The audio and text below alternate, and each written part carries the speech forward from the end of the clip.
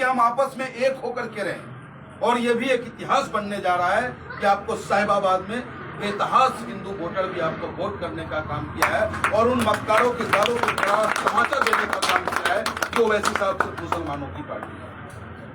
तो आज के डेट में सभी समाज के लोग हमारे नेता को स्वीकार कर रहे हैं। हम सबको बढ़ चढ़ के लोगों के बीच जाना होगा। दूसरी बात कि कोई भी व्यक्ति अकेला बड़ा नहीं हो सकता। संगठन कोई सिर्फ अकेला बड़ा नहीं हो सकता जब तक कि उसके साथ उसके लोग कंधा से कंधा मिलाकर न चले। अभी अभी हमें खबर मिली है कि साहिबाबाद विधानसभा में खोरा नगर पालिका के अंदर हमारी बहन बेटियां, कुछ नौजवान हिजाब को लेकर प्रोटेस्ट कर रहे थे और उन पे पुलिस ने लाठी चार्ज करने का काम किया है।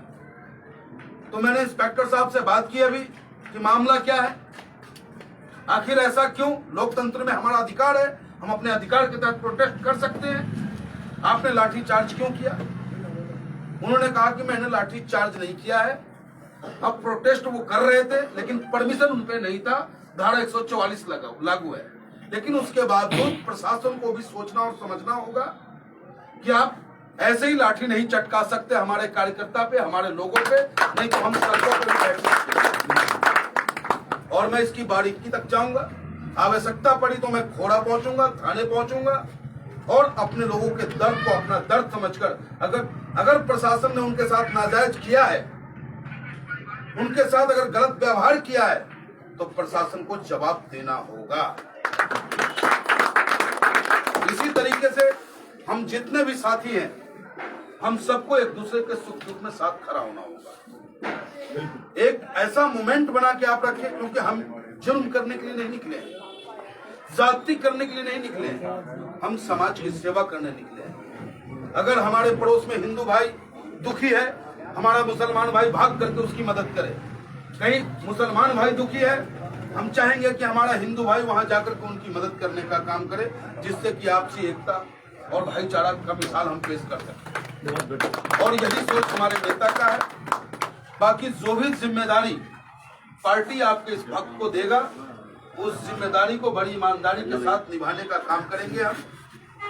और अपील करना चाहेंगे सोशल मीडिया के माध्यम से, क्योंकि कुछ साथी हमारे लाइव चला रहे हैं, तो मैं अपील ये करूंगा कि जो भी साथी जहां तक मेरी आवाज को सुन रहे हो, पहला फेज का चुनाव हो चुका है, साहिबाबाद की धरती से आगाज हो चुका है। साहिबाबाद की धरती पे हिंदू, मुसलमान, सिख, ईसाई सब एक साथ होकर के पतंग के बटन को दबाने का काम किया है। तो मैं अपील करूंगा उत्तर प्रदेश के आवाम से, जो दूसरे फेज, तीसरे फेज, चौथे, पांचवें, छठे और सातवें फेज में जहां कहीं भी मतदान हो, आप ईमानदार नेता को ताकत देने का काम करें। आप सोचो कि मेरा बैरिस्टर ओवैसी साहब कितने नेक हैं, कितने रहमदिल हैं और लोगों की भलाई के लिए अपने नींद और चैन को छोड़ रखा है और आपके लिए संघर्ष करने को सड़कों पे खड़ा है। अगर कोई आपसे कहता है कि हमारा नेता गलत है, अगर कोई आपसे कहता है कि हमारी पार्टी के लोग गलत हैं, तो उनको समझाने का आप काम करें। क्योंकि मेरे दोस्तों, यह हिंदुस्तान जो है संविधान से बना है, संविधान से चलेगा और मेरा नेता संविधान की रक्षा की बात करता है। अगर मेरा नेता गलत होता, अगर मेरी पार्टी गलत होती, तो ये सरकार उस पर बैन लगाने का काम करता। अगर मेरी पार्टी गलत होती तो चुनाव आयोग इस पार्टी को चुनाव लड़ने का परमिशन नहीं देता। तो इससे साफ जाहिर होता है कि हमें और हमारी पार्टी को, हमारे नेता को वो लोग गलत कहते हैं जिनकी जमीन खिसकती हुई नजर आ रही।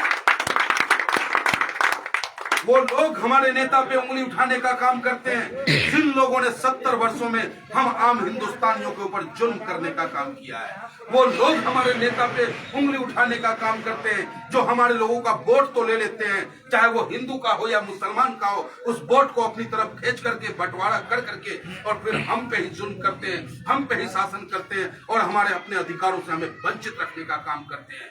तो मैं अपील करता हूं अपने उत्तर प्रदेश के खासकर नौजवान वर्गों से, उन कलमविदों से जिनके कलमों में ताकत है, जो अपने आप को बहुत पढ़े लिखे और देश के बड़े रहनुमा समझते हैं, अगर वाकई में आप पढ़े लिखे हो, आपकी कलम में ताकत है, तो सच्चाई को समाज के आगे आप रखें कि बैरिस्टर ओवैसी साहब कैसे लोग हैं, क्यों बैरिस्टर साहब को वोट देना चाहिए, उनके प्रत्याशी को वोट देना चाहिए। और मैं विश्वास दिलाता हूं आपको, पूरे उत्तर प्रदेश की जनता को, कि मजलिस का जो भी विधायक होगा वो आपका खिदमतगार होगा, वो आपका सेवक होगा। वो विधायक बनकर के आप पे तानाशाही नहीं करेगा, वो विधायक बनने के बाद आपकी और पूरे आवाम की सेवा करेगा। इसलिए आप सभी से गुजारिश है, पूरे उत्तर प्रदेश के नौजवानों से, कि मजबूती के साथ ओवैसी साहब के हाथ को मजबूत करते हुए पतंग का निशान जहां कहीं भी आपको मिल जाए, उस पतंग के निशान पर अपने अंगूठे को दबा देना। 5 साल के लिए तुम्हें सुरक्षा मुहैया कराना, तुम्हारे बच्चों की भविष्य को मजबूत करना, तुम कैसे अपने क्षेत्र में शांतिपूर्वक रह सकते हो, कोई मां नहीं रोएगी, कोई बहन नहीं रोएगा, कोई बहन विधवा नहीं होगा, ये गारंटी ओवैसी साहब का सिपाही आपको देने का काम करता है। जय हिंद, जय भीम, जय भीम।